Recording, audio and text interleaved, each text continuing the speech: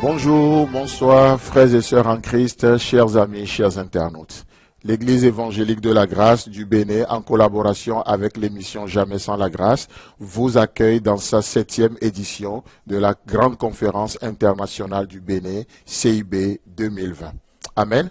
Au nom de notre Seigneur Jésus-Christ qui nous a tant aimés et qui s'est livré pour nous, et au nom de toutes les églises évangéliques de la grâce du Bénin, nous vous souhaitons tous les bienvenus dans cette conférence, peu importe le lieu et l'heure à laquelle vous nous suivez. Chers amis, chers internautes, les temps changent et les circonstances évoluent, n'est-ce pas? Mais comme la parole de Dieu, la Bible nous le dit, seul notre Dieu ne change pas. En lui, il n'y a ni ombre ni de variation. Et vous savez, dans ces temps qui sont les derniers, notre humanité se pose tellement de questions. Nos cœurs sont remplis de questions qui n'ont pas forcément de réponse. Des questions du genre, l'espoir est-il encore possible de nos jours? Que nous réserve la vie? Que nous réserve l'avenir? À quand le retour à la normale? Des questions du genre, comment tenir ferme pour traverser ces moments difficiles? Et encore, Seigneur, oh, où es-tu? Et plein d'autres encore. Chers amis, chers internautes, frères et sœurs en Christ, dans ces moments sombres et difficiles, nous avons besoin de la force et du secours qui nous vient d'en haut afin de tenir ferme et d'être davantage affermis dans le Seigneur. N'est-ce pas? Que le Seigneur vous bénisse. Donc, pour répondre à toutes ces questions, vous avez bien fait de choisir la conférence internationale du Bénin, CIB 2020. Et le thème de cette année, c'est vivre en héros dans les temps difficiles. Et ce thème est tiré de l'épître de Paul aux Romains, dans le chapitre 8, le verset 37. Je lis dans la version Parole vivante où il est écrit. Mais, et vous savez que lorsqu'on fait une phrase, ce qui vient après le mais est plus important, n'est-ce pas? Et il est dit, mais dans tous ces combats, écoutez bien ça, dans tous ces combats, dans tous tes combats, celui qui nous a tant aimés est près de nous. Quelle consolation! Il est près de nous. Avec lui, nous restons vainqueurs et nous allons de victoire en victoire. Chers frères et sœurs, chers amis, chers internautes, sur ce, nous déclarons la conférence internationale du Bénin, CIB 2020, ouverte.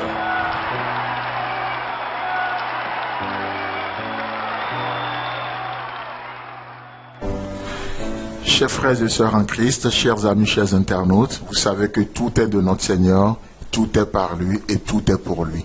Pour continuer à évoluer dans notre programme, plus que nos têtes, j'aimerais vous inviter à incliner nos cœurs devant le Seigneur pour lui confier cette première session. Seigneur notre Dieu, plein d'amour, plein de compassion, plein de douceur, le Dieu qui connaît toutes choses et le Dieu qui a toujours de provision pour chacune de nos situations. Nous t'invoquons, nous t'apportons ces précieux moments et nous prions déjà pour tous nos auditeurs, peu importe le lieu et l'heure à laquelle ils nous suivent. Oh Seigneur, avec toutes ces questions qu'on a énumérées tout à l'heure et plein d'autres qui sont encore dans les cœurs, merci d'avoir préparé ce temps, cette conférence internationale du Bénin, comme une provision pour répondre même au-delà de ce que nous pensons et imaginons. Merci de bénir les chants, de bénir les portions et de bénir chacun d'entre nous. Au nom puissant de Jésus-Christ. Amen. À toi seul la gloire.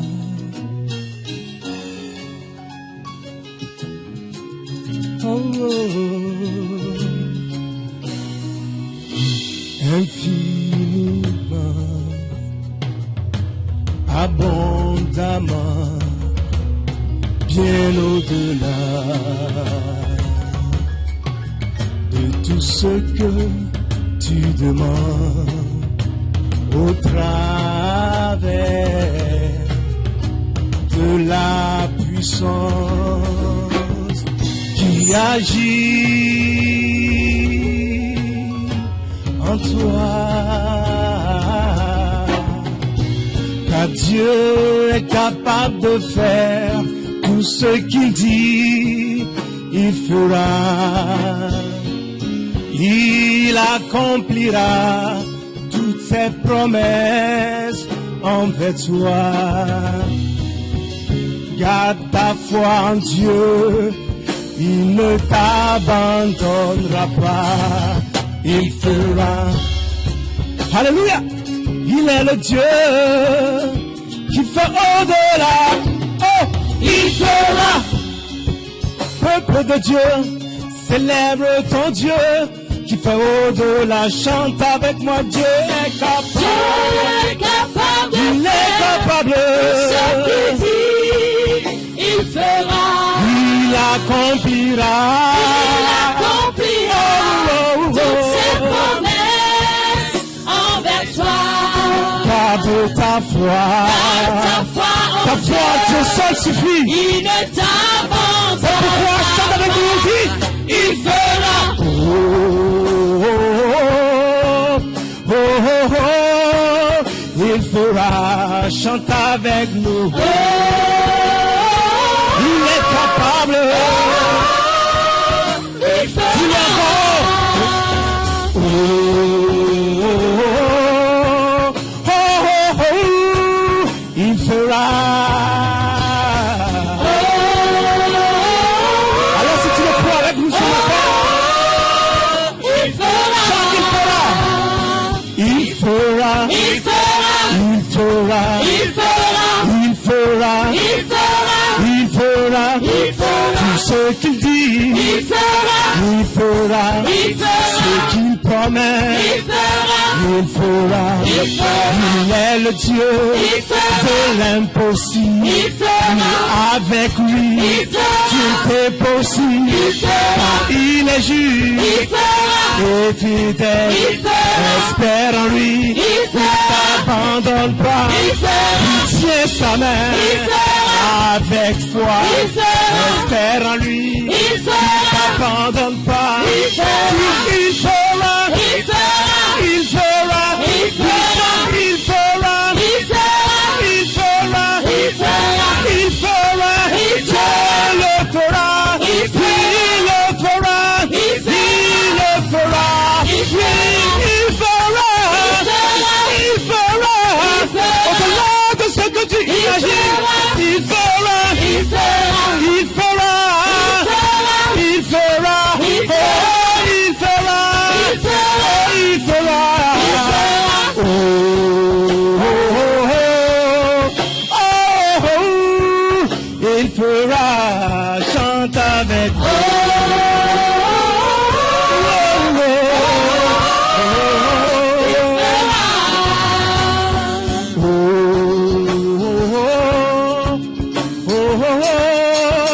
Il fera. Tu peux garder ta foi parce qu'il est capable. Il fera. Garde ta foi en Dieu. Il ne t'abandonnera pas. Il fera.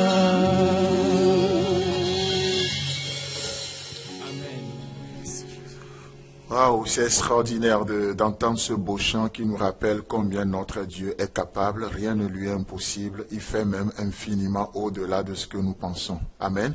Alors, chers amis, chers internautes, avant de recevoir la première portion de ce soir, nous allons juste vous faire quelques annonces.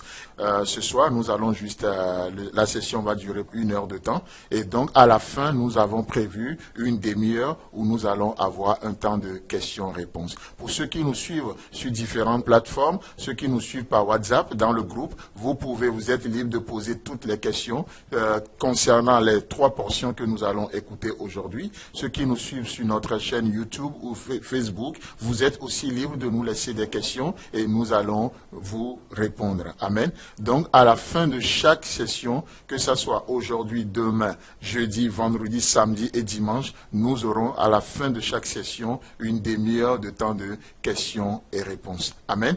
Donc, demain, nous avons 2 sessions. La première commence à 13h GMT. GMT plus 1. 13h GMT plus 1. D'accord? Et nous avons juste 1 heure et à la fin, nous aurons une demi-heure de temps de questions-réponses. Et le soir, le jeudi soir, nous aurons notre deuxième session qui commence à 19h30, GMT plus 1. Toujours, n'oubliez pas, l'heure GMT plus 1. D'accord? Donc, et nous allons à la fin également avoir un temps de questions-réponses. C'est le même programme le vendredi, le même programme le samedi et le dimanche matin, il n'y aura pas de section. Le matin parce que nous pensons que chacun sera dans son église. Et le soir, à 19h30 GMT plus 1, nous allons avoir notre dernière session, c'est-à-dire la 8e dans cette conférence. Et nous allons passer un super temps. Que le Seigneur vous bénisse, qu'il vous fasse du bien. J'espère que vous avez pris bonne note. Alors, nous continuons dans notre programme. Et ce soir, nous allons accueillir notre tout premier orateur de cette conférence internationale du Bénin, plus qu'un collègue pasteur. C'est un ami, on a vécu beaucoup de choses ensemble, on a passé beaucoup de temps ensemble. Et depuis quelques années, cet homme sert le Seigneur en Europe, précisément en France, dans le sud. Et c'est l'un des pasteurs assistants là-bas. Et donc, sur ce, j'aimerais vous demander d'accueillir avec moi la personne de pasteur Ambroise Adam-Ledji.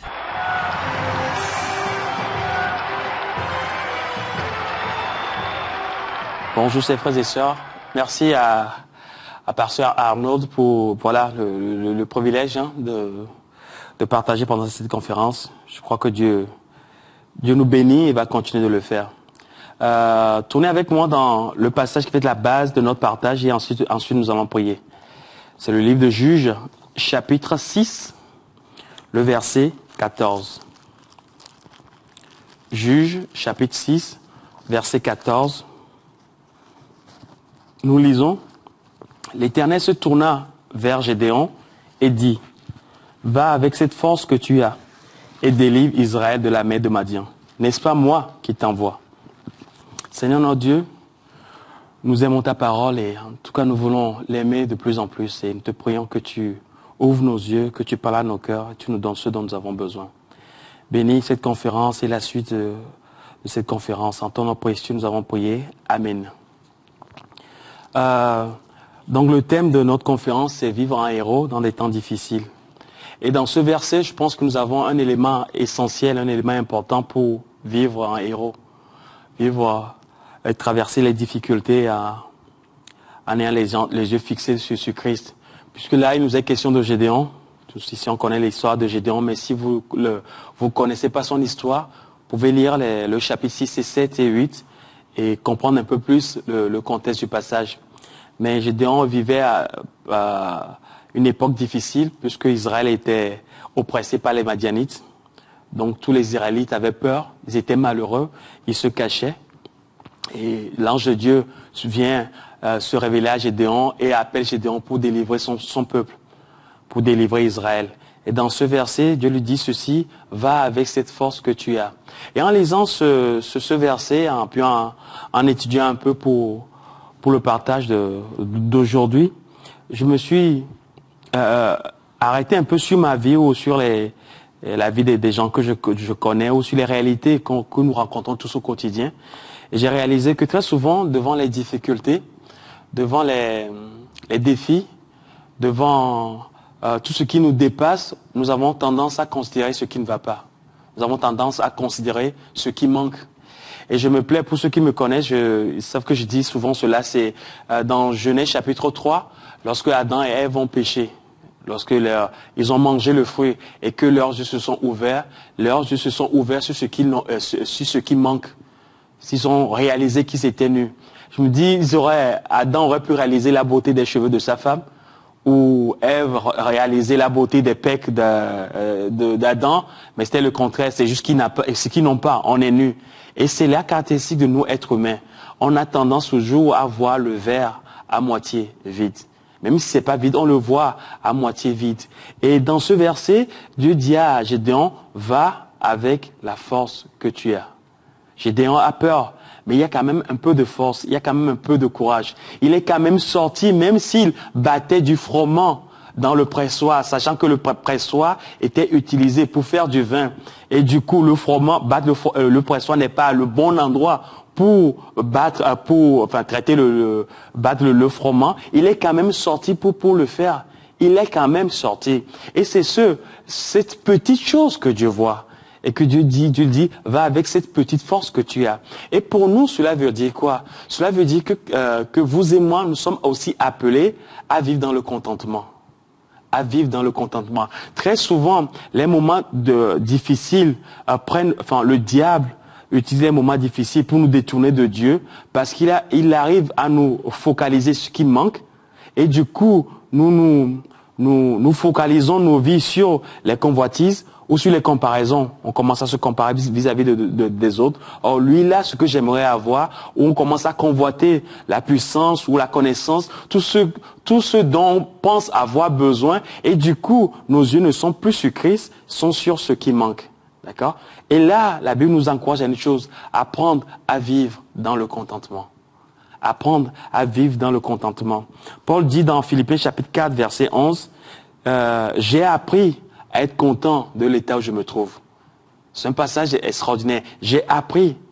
Cela veut dire que c'est un apprentissage. C'est pas un acquis, c'est un apprentissage. Paul, le grand apôtre, a appris à être content et il a appris à vivre dans la disette. Pourquoi? Parce que c'est ce que j'ai. Jean-Baptiste le dira autrement. Un homme ne peut avoir que ce qui lui a été donné du ciel. Jean chapitre 3. Un homme ne peut avoir que ce qui lui a été donné du ciel. Donc ce que j'ai, c'est ce que Dieu me donne pour le moment. Est-ce que c'est tout? Il y aura d'autres choses. Mais si je n'apprends pas à être content du peu que j'ai, comment est-ce que je peux préparer mon cœur pour réaliser ou voir ce que Dieu veut ajouter à ma vie? Parce qu'en réalité, oui, Dieu est dans la démarche de toujours vouloir ajouter à notre vie. Vous savez, dans 1 Thessaloniciens chapitre 3, verset 10, 1 Thessaloniciens chapitre 3, verset 10, nous lisons ceci, c'est l'apôtre Paul qui parle, et dit, nuit et jour, nous prions Dieu avec une extrême ardeur de nous permettre de vous voir et de compléter ce qui manque à votre foi. Paul a laissé les Thessaloniciens à cause de la persécution. Et il savait qu'il y a des choses qui manquent à la fois des persécutions, des Thessaloniciens, excusez-moi. Et son cœur, c'est que Dieu ouvre une porte afin qu'ils retournent à Thessalonique pour pouvoir ajouter, compléter ce qui manque à leur foi. Et je pense qu'ici, l'apôtre Paul révèle le cœur de notre Dieu. Notre Dieu qui désire ardemment ajouter à notre foi ce qui manque. Mais je crois que nous pouvons voir Dieu ajouter à notre vie et profiter des ajouts de Dieu à notre vie si nous apprenons à vivre dans le contentement. Parce que le contentement marche de pair avec la reconnaissance. Un cœur content, c'est un cœur reconnaissant. Et le cœur reconnaissant, c'est un cœur qui est disposé à voir Dieu agir dans sa vie. Nous vivons des moments difficiles. La Bible dit que ces derniers jours seront des temps très difficiles. Mais pour vivre en héros, et ce que Dieu attend de nous, ses enfants, c'est le fait d'être reconnaissant et d'être content de ce que Dieu nous a donné. Du peu qu'on a. Peut-être on n'en a pas ce qu'on aimerait avoir. Certainement, il y aura toujours un manque. Mais le peu qu'on a est suffisant. Parce que c'est Dieu qui ajoute à notre vie. Psaume 23, tu fais déborder ma coupe. Qui le fait? Ce n'est pas moi, c'est Dieu qui fait déborder ma coupe. Et si Dieu est dans le business, excusez-moi le terme, de faire déborder notre coupe, mais je peux le voir à l'œuvre et je peux lui permettre de le faire parce que je suis reconnaissant et j'ai appris à vivre dans le contentement. Seigneur, voilà ce que j'ai. Le peu que j'ai, je vais marcher avec. Le peu de force que j'ai, je vais marcher avec. Le peu de connaissances que j'ai, je vais la mettre en pratique. Le peu de courage que j'ai, je vais obéir. Et en faisant cela, lorsque nous marchons, Dieu ajoute à notre vie. Et nous allons de foi en foi, de force en force, d'amour en amour. Parce que Dieu est celui qui investit dans notre vie. Waouh, c'est un sujet qui est extraordinaire. Et j'espère que d'autres orateurs ou que vous aurez l'occasion d'étudier le sujet du contentement. Parce que très souvent, c'est vrai, dans les moments difficiles, oui, s'attarder, et même ça, excusez-moi, je vais le dire autrement, le fait de s'appuyer sur les promesses de Dieu dans les moments difficiles revient à vivre dans le contentement. Dans Hébreux chapitre 13, verset 5, Hébreux chapitre 13, verset 5, nous lisons ceci, ne vous livrez pas à l'amour de l'argent. Contentez-vous de ce que vous avez. Ne vous livrez pas à l'amour de l'argent, contentez-vous de ce que vous avez, car Dieu lui-même a dit, je ne te délaisserai point et je ne t'abandonnerai point. Et ce verset est extraordinaire, parce que ce verset nous dit dans un premier temps que si le contentement manque à notre vie, alors nous ouvrirons la porte pour les convoitises, l'amour de l'argent, les convoitises, tout genre de convoitises, convoitises de puissance. Alors pour être puissant, il faut que j'acquière plus de connaissances, il faut que j'acquière plus d'argent. Et tout ça, c'est des convoitises, des désirs qui sont au-dessus de ce que Dieu veut pour nous. Ou, l'autre côté, s'il n'y a pas la reconnaissance, il y aura la comparaison. Je vais me comparer à ce que l'autre a et que je n'ai pas. Et nous vivons dans un monde où nous sommes en perpétuelle compétition, surtout ici en Occident. Mais je sais aussi que dans nos pays africains, c'est le cas. On est toujours en compétition. On se compare les uns aux autres. Pourquoi? Parce qu'on n'a pas appris le contentement. Pourquoi on n'a pas appris le contentement? Juste parce qu'on n'est pas focalisé sur les promesses que Dieu a faites pour nous, qui ne va jamais nous délaisser et qui ne va jamais nous abandonner. En gros, ces promesses sont suffisantes. Donc le contentement, c'est vivre une vie où les promesses de Dieu nous sont suffisantes. Être content, c'est vivre une vie où les promesses de Dieu nous sont suffisantes. Et alors, mon cœur déborde de reconnaissance. Parce qu'un cœur content, c'est un cœur qui est reconnaissant. C'est un cœur qui est reconnaissant. Vous savez, le mot qui est traduit par « contentez-vous » de ce que vous avez dans Hébreux 13, ce mot revient plusieurs fois dans les Écritures, notamment dans 2 Corinthiens 12, verset 9, où il est dit « ma grâce suffit ». C'est encore ce mot, être content. Ma grâce suffit. Dieu est un Dieu de grâce, alors cela suffit pour moi. Et mon cœur est content. Jean 14, verset 8. Seigneur, montre-nous le Père, et cela nous suffit. Montre-nous le Père, et cela nous suffit. Voir Dieu est largement suffisant. Donc, mes amis, pour continuer cette conférence, j'aimerais juste nous encourager à fixer les yeux sur notre Dieu et apprendre à vivre le contentement. Comme l'apôtre Paul l'a dit, j'ai appris à être content dans l'état où je me trouve. Que Dieu vous bénisse. Wow, extraordinaire. Merci beaucoup à Pasteur Ambroise pour cette belle portion. Que le Seigneur te bénisse, qu'il te fasse du bien. Et après la France, nous venons en Afrique, nous atterrissons précisément au Bénin. Et tout à l'heure, les églises évangéliques de la grâce du Bénin vous ont accueilli dans cette conférence. Et là, nous allons recevoir l'ange de notre église évangélique de la grâce, qui est dans l'une des villes du Bénin. Et donc, nous accueillons l'ange de l'église évangélique de la grâce de Calavi en la personne de Paul Sobolo.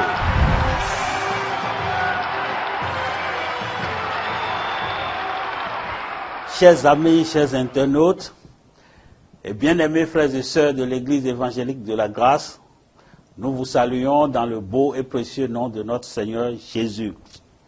Et nous vous souhaitons la bienvenue dans notre conférence internationale du Bénin 2020, avec pour terme « Vivre en héros dans les temps difficiles ».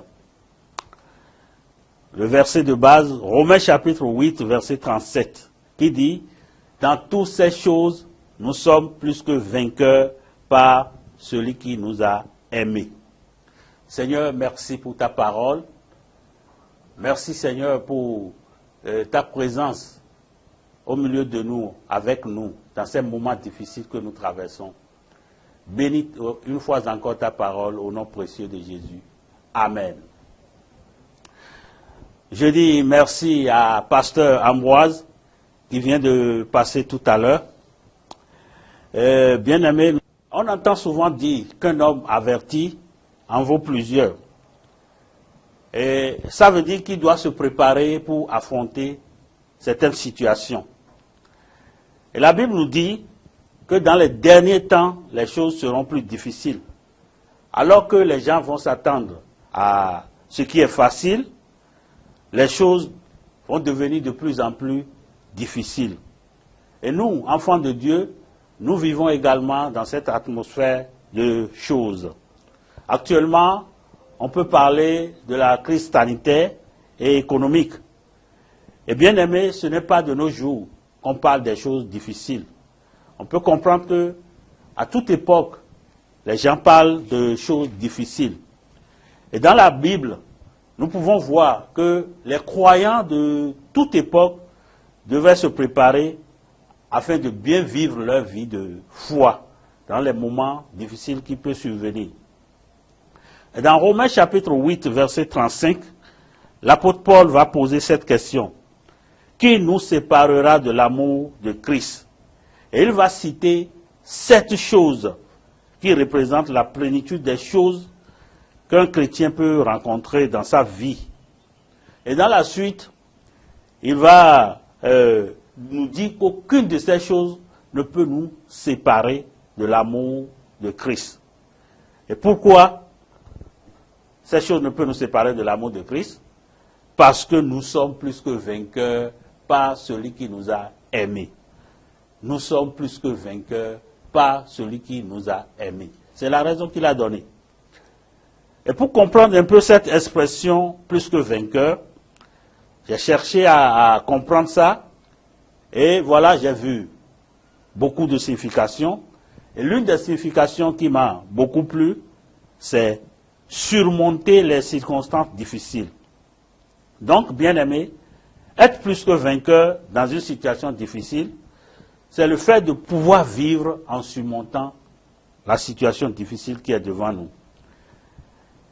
Et en considérant la fin du verset 37 de Romains chapitre 8, nous pouvons voir là que la source de notre victoire dans les circonstances difficiles, c'est Christ qui nous a aimés. La source de notre victoire ne se trouve pas en nous-mêmes, elle ne se trouve pas nulle part ailleurs, mais dans le Seigneur Jésus qui nous a aimés. Comment le Seigneur nous a aimés? Il nous a aimés en donnant sa vie à la croix pour nous. Ça, c'est la preuve de son amour pour nous. Et nous devons croire à son amour pour nous. Et ce n'est pas nous-mêmes qui allons nous gêner pour pouvoir surmonter les circonstances difficiles, mais vivre dans l'amour de Dieu pour nous. Christ nous a aimés d'une manière particulière. Et il veut nous aider à surmonter les circonstances difficiles de la vie. Il veut nous aider à vivre en plus que vainqueurs. Et quelle que soit la situation qui arrive, bien aimé, l'amour de Christ est notre bannière. L'amour de Christ est immuable pour nous. Et par son amour, il va nous aider à surmonter ces temps difficiles. Parce que c'est lui qui nous fortifie. La parole de Dieu dit, dans Philippiens chapitre 4, verset 13, « Je puis tout par celui qui me fortifie. » Je puis tout par celui qui me fortifie. Et dans Jean chapitre 16, verset 33, Jésus va dire à ses disciples, « Prenez courage, j'ai vaincu le monde. Prenez courage, j'ai vaincu le monde. » Et nous pouvons comprendre par là que si Jésus a vaincu le monde, c'est pour nous qu'il a vaincu. C'est pour toi, bien-aimé frère, qu'il a vaincu. Et tu dois croire à ça. Et si Jésus a vaincu le monde pour nous, il a vaincu toutes choses pour nous. Et nous devons nous lever dans cette victoire de Jésus. Il dit ici, prenez courage. Prenez courage. Nous ne devons pas nous laisser à la déception. On doit prendre courage dans l'œuvre que Christ a fait. L'œuvre de victoire qu'il a accomplie, nous devons marcher dans cette œuvre avec courage. Parce que c'est pour nous qu'il a fait. Et nous pouvons comprendre par ce verset aussi que Christ, notre Seigneur, est un héros. C'est lui, notre héros. Un héros, c'est quelqu'un qui a triomphé des combats, même les plus difficiles. Et bien aimé, le Seigneur Jésus a triomphé pour nous toutes choses, même la mort. Et ce n'est pas ces moments que nous traversons, ces moments difficiles, où on parle de crise sanitaire et de crise économique, que Christ ne peut pas vaincre pour nous. Et il est notre grand héros, et il veut que nous vivions aussi en héros. En héros. Un héros, comme j'ai dit, c'est des gens qui sont capables de pouvoir surmonter les circonstances les plus difficiles.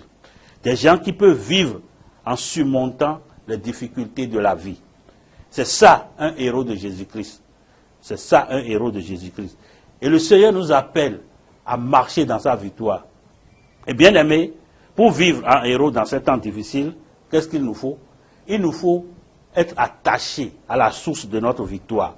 Notre Seigneur Jésus-Christ, notre grand héros. Il a dit, hors de moi, vous ne pouvez rien. hors de moi, vous ne pouvez rien. Et qu'est-ce que le Seigneur veut dire en disant ça?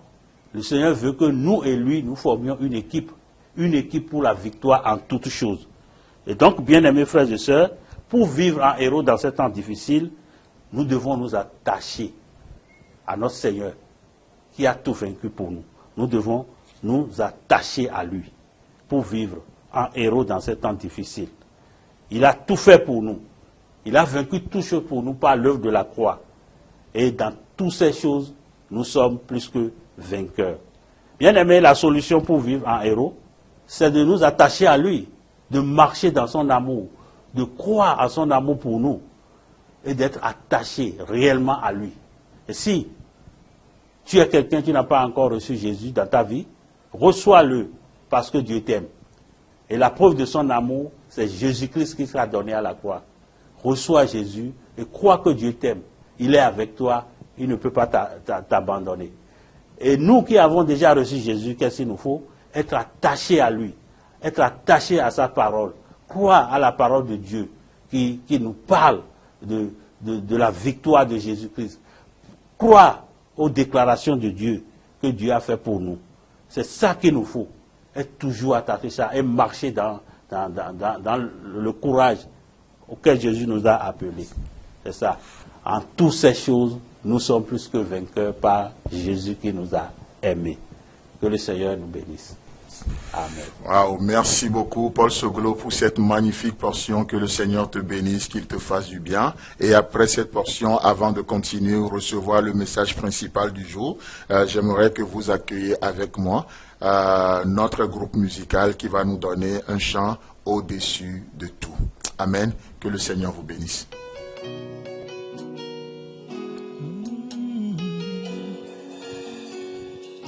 Alléluia. Tu es au-dessus de toutes choses.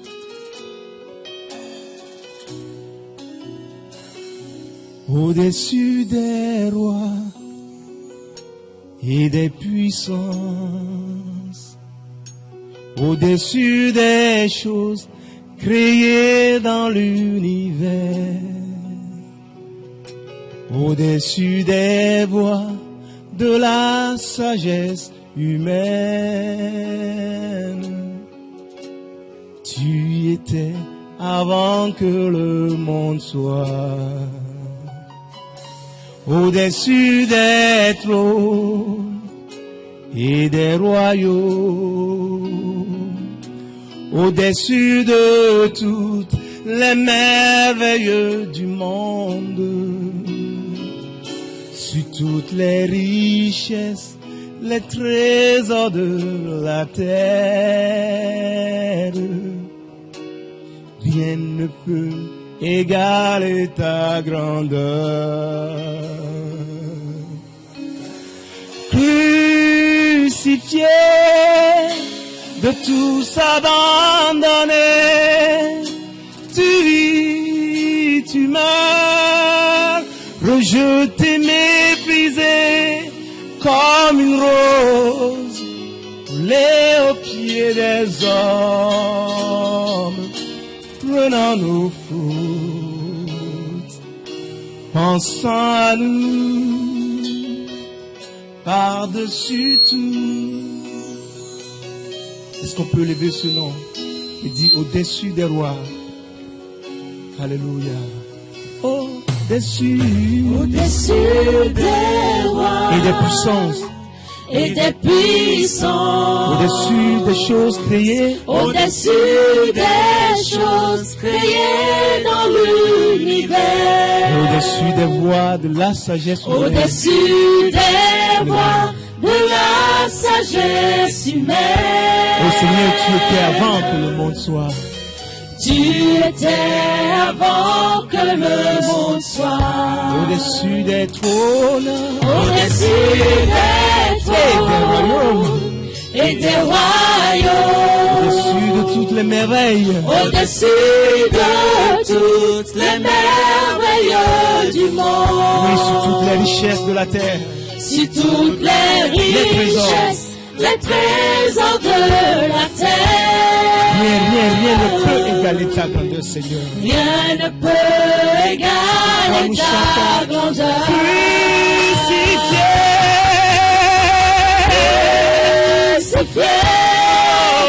de tous abandonnés.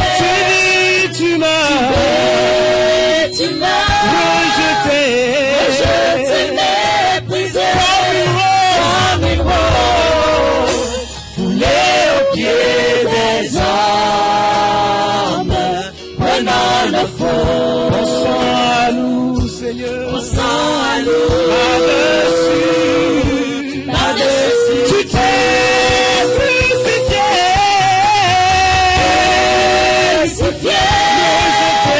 de tous abandonnés. tu m'as rejeté, méprisé, comme une rose, foulé aux pieds des hommes, prenant le faux. Pensons à nous, Seigneur. Pensons à nous, par-dessus tout, Crucifié, crucifié, de tous abandonnés. à la croix, Rejeté, méprisé, comme une rose, foulé aux pieds des hommes, prenant le faux. Pensons à nous, par-dessus tout. nous voulons t'élever, nous voulons te dire merci pour la croix. Alléluia, Alléluia.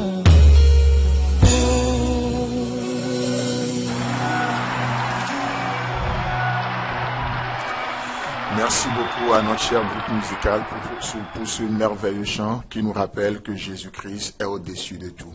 Amen. Même si les hommes ne l'ont pas considéré, vous savez, un temps vient où tout genou fléchira en son nom et nous allons réaliser et accepter sa seigneurie sur nos vies d'une manière ou d'une autre. Et donc, après ce merveilleux chant, j'aimerais vous présenter un homme de Dieu extraordinaire qui pendant des années fut missionnaire en Afrique. Nous, on est au Bénin ici parce qu'il était venu. Il a commencé cette œuvre depuis 2009 et en 2016, début 2016, il est reparti en France. Et donc, c'est quelqu'un que j'avais connu depuis 1995 au Togo, qui a beaucoup investi dans ma vie. Et je suis en train de vous présenter mon pasteur, celui qui m'a formé. Et donc, du coup, je vous demande d'accueillir avec moi la personne de pasteur Luigi Palmieri. Que le Seigneur te bénisse.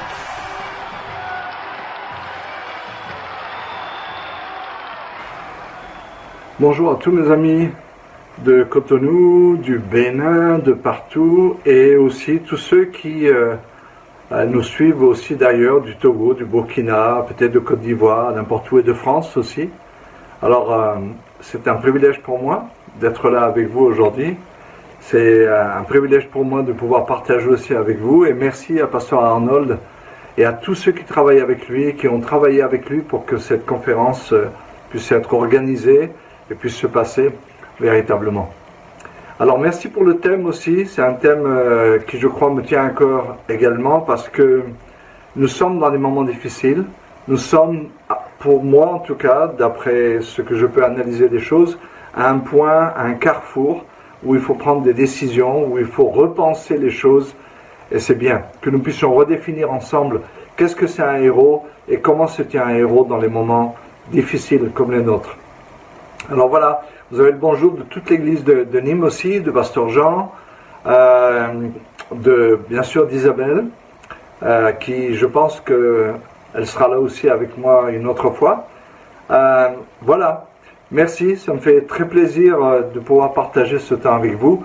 Et sans plus tarder, on va remercier le Seigneur et on va lui demander de nous diriger en toutes choses. Seigneur, nous te remettons ce temps, cette pensée, cette prédication, ce partage dans ta parole. Et je te prie, Seigneur, de bénir tous ceux qui sont au rendez-vous maintenant et qui devant leur écran, ou peut-être ensemble, quelque part, peuvent regarder, écouter et suivre ce que tu as à nous dire pendant toute cette conférence. Je te prie de bénir l'aspect technique des choses, je te prie de bénir ceux qui s'en occupent et qui vont certainement devoir faire face à beaucoup de petits détails, beaucoup de choses. En tout cas, inspire-les, bénis-les et surtout bénis chacun de nous, Seigneur, et aide-nous à juste recevoir ta pensée. Au nom de Jésus. Amen. Alors, comme c'est le premier message que je vais donner, je veux vraiment introduire ce qu'est un héros, ce qu'est le héros selon le cœur de Dieu. Alors, un des mots qu'on trouve dans la parole de Dieu pour le mot héros, surtout dans l'Ancien Testament, plus que dans le Nouveau, mais c'est intéressant, de toute façon tous les mots veulent dire pratiquement la même chose, c'est le mot Shaïl, C-H-A-Y-I-L. Et ça veut dire, la définition est très simple, mais elle est composée de deux groupes de mots. Le premier c'est vaillant, fort, soldat, capable, courageux, brave, puissance, honnête.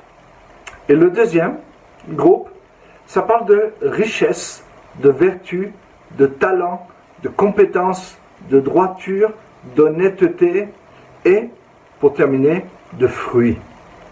Et ce qui m'intéresse dans cette définition de ce mot Shaïl, c'est que ça ne parle pas simplement de capacité, de puissance et de force. Parce qu'on pourrait tomber dans le piège d'imaginer que le héros, c'est celui qui a des gros biceps, celui qui a des grandes capacités, qui fait des actes de bravoure, etc. Oui, bien sûr qu'il faut être brave, bien sûr qu'il faut être courageux, bien sûr qu'il faut toutes ces choses-là. Mais j'aime le deuxième groupe où il parle de vertueux, quelqu'un qui est vertueux, quelqu'un qui a du talent. Et le talent, c'est pas simplement quelqu'un que vous voyez chanter à la télé et vous dites qu'il a du talent, non. Le talent, c'est aussi quelque chose que Dieu donne à l'homme pour pouvoir vraiment représenter de façon très, pratique et très particulière la pensée de Dieu et la vie de Dieu aussi. Ça parle de compétences, avoir des compétences. Ça parle de droiture. Ça veut dire que lorsque je sais ce qui est juste, eh bien je marche dans ce qui est juste. Ça parle d'honnêteté. Ça veut dire que je ne tourne pas ma chemise quand ça m'arrange. Non, un héros ne tourne pas sa chemise ou sa veste quand ça l'arrange. Et il porte du fruit qui glorifie le Seigneur. Alors, je sais que c'est un grand programme. Je sais que le thème du héros est un grand programme. Et on pourrait peut-être presque se décourager en pensant à ça, au vu de notre vie de tous les jours, au vu de nos échecs, au vu de nos faillites, au vu de nos promesses qu'on n'a jamais tenues, etc. Mais j'aimerais vraiment vous introduire dans la pensée de Dieu par rapport à ce qu'est un héros. Et d'ailleurs, le titre du message, ce premier message d'aujourd'hui, c'est « Toi, héros de Dieu ». Tu es un héros de Dieu. Nous sommes des héros de Dieu. Et je vais lire un passage que vous connaissez, mais qui va être très significatif et très encourageant pour nous aussi. C'est Juges 6, versets 11 à 16. Vous le connaissez, c'est l'histoire de Gédéon, l'appel de Gédéon. Il est dit, puis vint l'ange de l'Éternel et il s'assit sous les térémanes d'Ophra, qui appartenait à Joas, de la famille d'Ebiézer. Gédéon, son fils, battait le froment au pressoir, pour le mettre à l'abri de Madian. L'ange de l'Éternel lui apparut et lui dit, « L'Éternel est avec toi, vaillant héros. » Gédéon lui dit, « Oh, mon Seigneur, si l'Éternel est avec nous, pourquoi toutes ces choses sont-elles arrivées? Et où sont tous ces prodiges que nos pères nous racontent quand ils disent, « L'Éternel ne nous a-t-il pas fait monter hors d'Égypte? Maintenant l'Éternel nous abandonne et il nous livre entre les mains de Madian. » L'Éternel se tourna vers lui et lui dit, « Va avec cette force que tu as et délivre Israël de la maison de Madian. N'est-ce pas moi qui t'envoie? » Et Gédéon lui dit, « Oh mon Seigneur, avec quoi délivrerai-je Israël? Voici ma famille est la plus pauvre en Manassé, je suis le plus petit dans la maison de mon père. » L'Éternel lui dit, « Mais je serai avec toi et tu battras Madian comme un seul homme. » Alors ici, quand on sait qui Dieu appelle de vaillants héros, ça doit nous faire réfléchir. Ça doit nous faire réfléchir. Imaginons que Dieu vous apparaisse et qu'il vous dise au moment le plus, peut-être un moment un peu décourageant de votre vie, où vous ne vous sentez pas bien, où l'image que vous avez de vous-même n'est pas terrible, où le contexte n'est pas favorable du tout. Et peut-être c'est le cas, avec tout ce que nous vivons aujourd'hui, avec toute cette affaire de pandémie, de Covid-19, etc., de confinement, d'arrêt de l'économie, de difficultés, de misère, de difficultés à joindre les deux bouts, etc. Peut-être qu'on ressemble plus à Gédéon qu'à un héros, selon notre idée du héros. Et pourtant, Dieu, s'il nous apparaissait aujourd'hui, il nous appellerait vaillants héros. Pourquoi ? Parce que lorsque nous avons donné notre vie à Jésus, la vie de Christ est venue habiter en nous, et nous sommes potentiellement tous des héros. Nous sommes potentiellement tous des gens qui peuvent porter du fruit, qui peuvent marcher dans l'honnêteté, qui peuvent être droits, à qui Dieu donne des compétences, qui ont du talent, qui sont vertueux et qui sont riches de la vie de Dieu. C'est ça.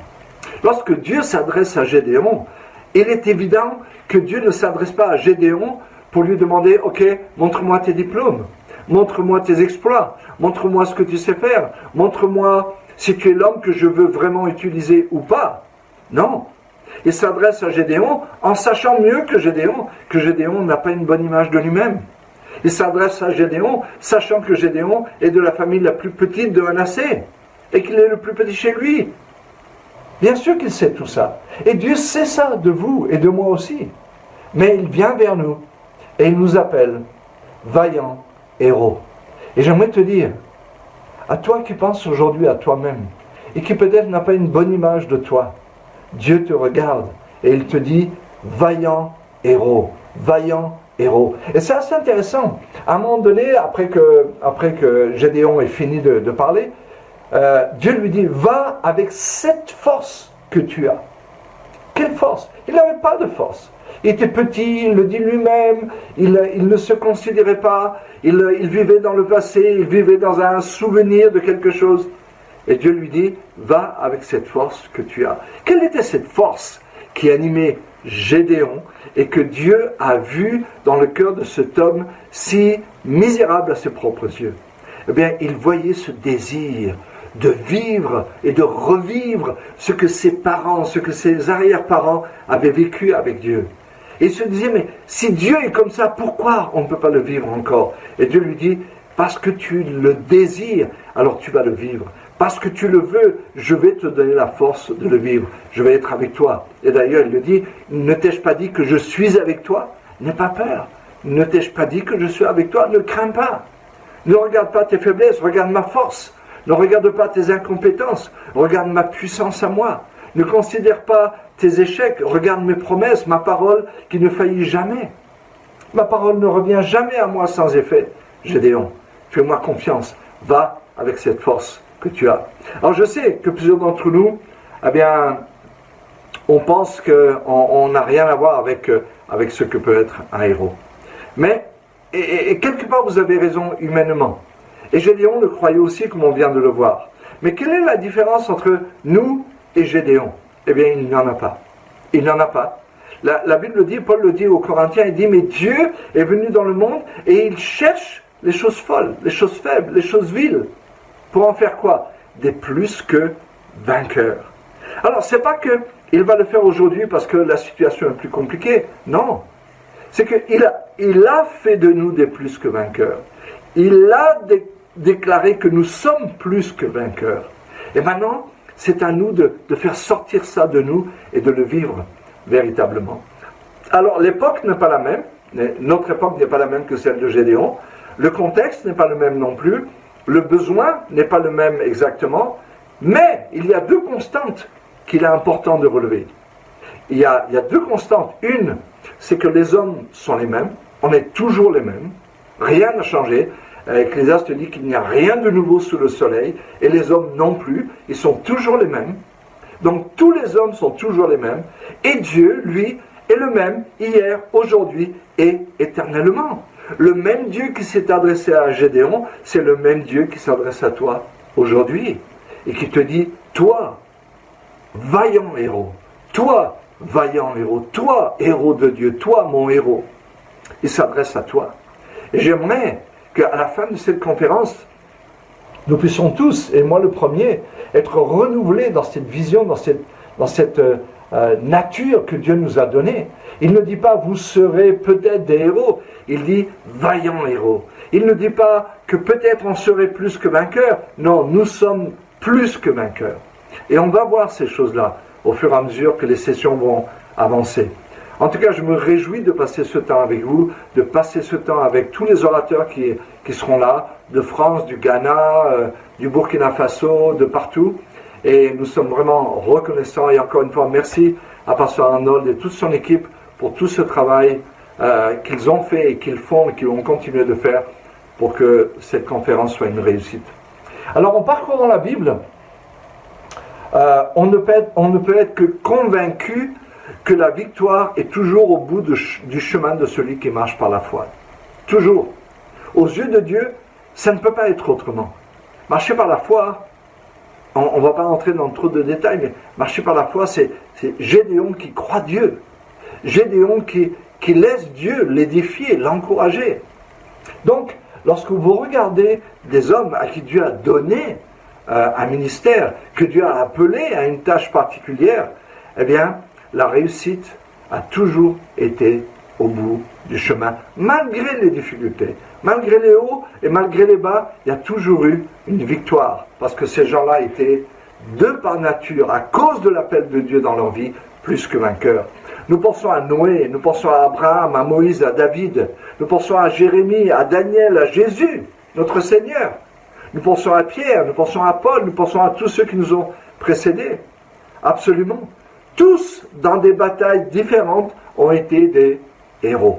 Noé, avec ce ministère hyper unique et particulier de construire l'arche de Dieu, mais en même temps, c'était déjà une préfiguration de ce que nous faisons nous, la construction de l'Église, c'est-à-dire que nous offrons aux gens une arche pour être sauvés. C'est la même chose, ça dure longtemps, Dieu semble tarder, Jésus ne revient pas trop vite. Oui, Noé, ça lui a pris 100 ans pour construire l'arche. Vous imaginez 100 ans? Personne d'entre nous peut-être ne vivra 100 ans, ou personne ne dira j'ai eu 100 ans de ministère. Et lui pourtant, il en a eu, il a vécu après, il a vécu avant. Abraham, la même chose. Quitte ton père, quitte ta famille, quitte ta maison, et je vais faire de toi une grande nation. Vas-y. Des hauts, des bas, mais la réussite a été là. David, oh David, on va en reparler, parce que c'est un homme assez intéressant. David, il a été un héros. Il a inspiré des milliers d'enfants, il a inspiré une nation entière. Le fils du roi est devenu son meilleur ami, et il a donné sa vie pour lui, pratiquement. Et son âme s'est attachée à son âme. Voilà ce qu'était David. Et on pense à Jérémie, cet homme hyper courageux, qui a été un héros extraordinaire au milieu d'un peuple rebelle et méchant, à commencer par le roi jusqu'au sacrificateur, aux prophètes, même faux prophètes, qui ont entouré le roi. Et puis Daniel, et les 3 jeunes hommes hébreux, et puis tous ceux qu'on ne connaît pas, mais qui ont vécu dans la déportation, et qui ont vécu des choses extraordinaires. Pensez à Mardoché, pensez à Esther, eux aussi étaient de la déportation. Eux aussi étaient de ce temps-là. Et d'autres encore. Et puis notre Seigneur qui est venu sur la terre, oh, lui n'a pas eu ni haut ni bas. Il a été tellement constant. Il est notre héros de référence. Il est notre exemple parfait. Et nous parlons de Pierre. Pierre, tout le monde peut s'identifier à Pierre. Absolument. Et tout le monde peut s'identifier à Paul. Des choses terribles. Pierre, des échecs terribles. Mais il a vécu comme un héros. Et il a fini comme un héros. Et vous et moi, nous sommes appelés vaillants héros. Alors attention au piège d'identifier le héros par les exploits qui frappent les yeux. Vous m'avez toujours entendu dire, et je peux le redire maintenant aussi, ça ne me dérange pas du tout, je ne suis aucunement frappé, étonné, émerveillé par ce qu'un homme peut faire extérieurement. ça ne me touche pas véritablement. Ce qui me touche, et c'est pour ça que je crois qu'un chrétien n'est pas connu par les choses qu'il fait, c'est-à-dire l'église qu'il a construite, le nombre d'églises qu'il a implantées et toutes ces choses-là, mais il est connu par la qualité de son amour et de ses relations de sa relation avec les personnes autour de lui. Le fruit du Saint-Esprit, c'est l'amour. C'est l'amour et c'est l'amour. Et un héros, c'est quelqu'un qui aime les gens. Vous savez, dans le monde, les héros, ce qu'on appelle les héros, oui, il y a eu des héros dans la guerre, il y a eu des héros dans des sauvetages, et gloire à Dieu pour ces hommes qui ne sont pas forcément chrétiens, mais qui font des actes héroïques. Mais le héros de Dieu, ce n'est pas tout à fait ça. Ce n'est pas celui qui va faire quelque chose qu'on va montrer à la télévision. Absolument pas. Vous entendez, vous parlez de missionnaires qui ont sacrifié leur vie, qui sont partis au bout du monde, laissant tout, surtout au 19e siècle où on voyageait par bateau et qu'on ne revenait chez soi qu'une fois tous les 5 ans, 10 ans peut-être. Ça nous prenait 6 mois pour aller, 6 mois pour revenir. Une lettre prenait 6 mois pour arriver à destination. On ne parle pas de tous ces héros-là. Et pourtant, le monde entier a été façonné par ce type de personnes. Et on n'en parle pas.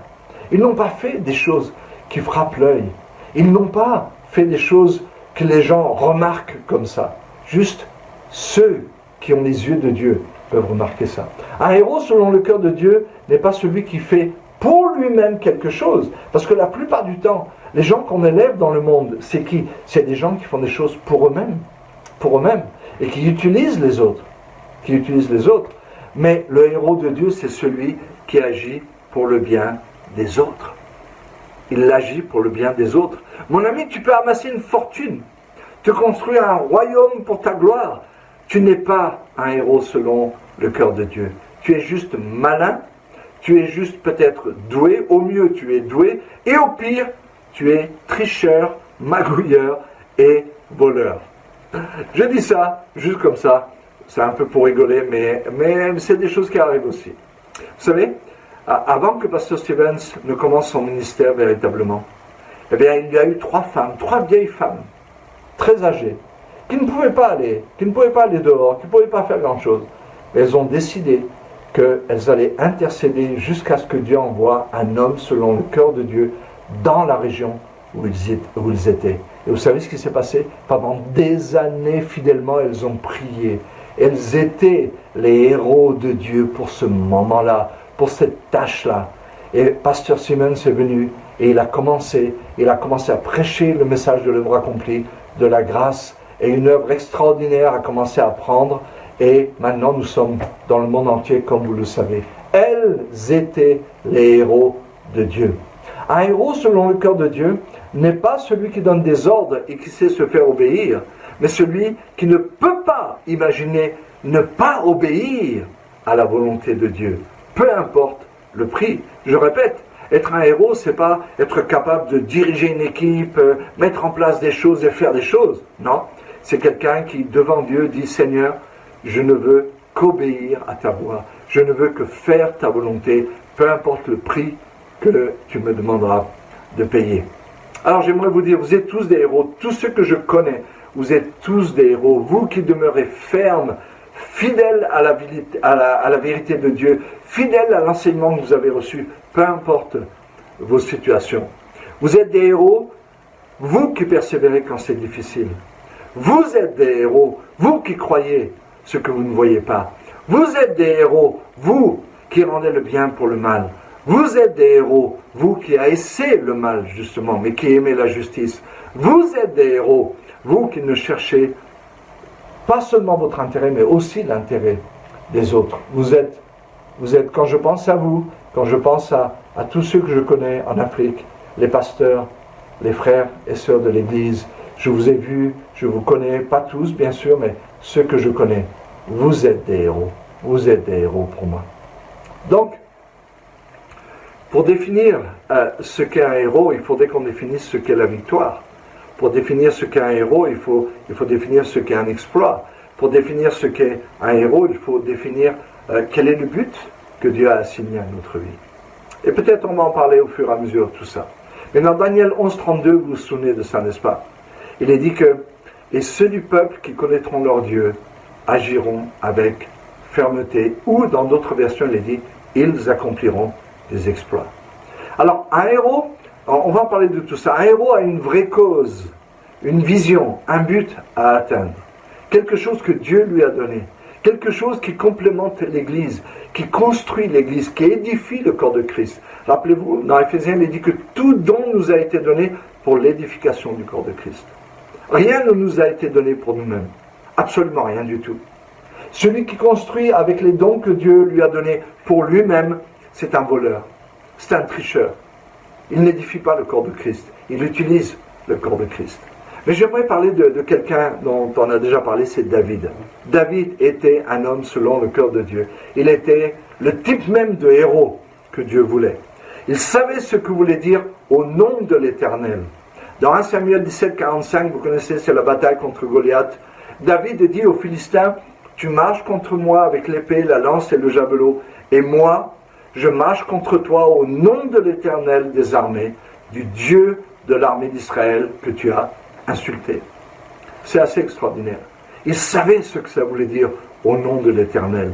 Il savait ce que ça voulait dire. Parce que David a été un homme extraordinaire. Il a été le héros des brebis avant d'être le héros du peuple. Il était dans le secret, dans l'isolement, dans la solitude. Il paissait les troupeaux de son père dans la nature, dans la campagne. Personne ne le voyait, personne ne l'entendait combattre, ne voyait faire ses exploits. Mais il a accompli les exploits seul, dans la solitude, avec Dieu. Et il a été pour Dieu aussi le héros que Dieu cherchait. C'est pour ça qu'il est dit de David qu'il a été un homme selon le cœur de Dieu. Il savait ce que ça voulait dire au nom de l'Éternel. Il savait ce que ça voulait dire servir Dieu. Il savait ce que ça voulait dire combattre au nom de Dieu. Vous savez, notre façon de combattre justement révèle ce que nous comprenons de la pensée de Dieu et pour qui nous combattons. Un héros de Dieu est prêt pour de grandes batailles.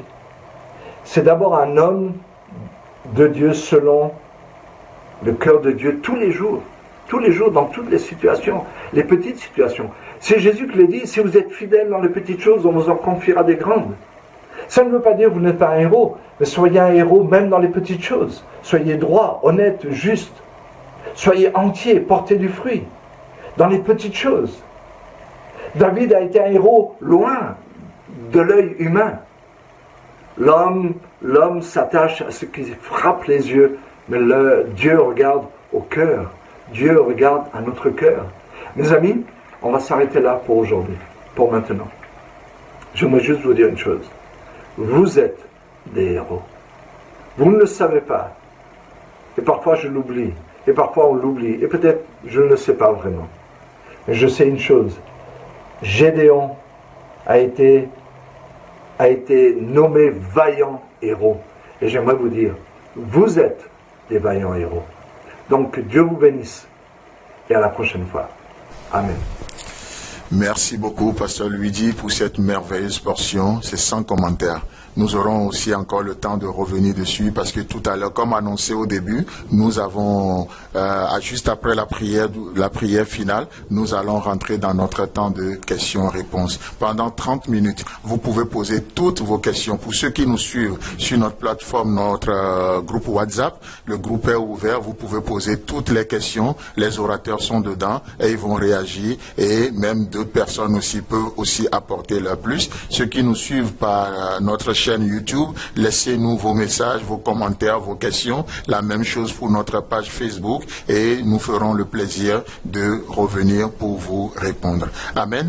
Donc nous allons simplement prier, bénir le Seigneur pour ce précieux moment qu'on vient de vivre. Père, nous te bénissons. Nous t'adorons. Merci, merci, parce que ces moments sont tellement précieux pour nous, parce que tu t'en es servi pour faire des dépôts dans nos vies ce soir. Béni sois-tu. Merci pour les hommes de Dieu que tu as utilisés pour nous nourrir, pour élever notre foi encore plus, Seigneur. Fais-leur du bien et nous prions maintenant pour le temps de questions-réponses au nom puissant de Jésus-Christ. Amen.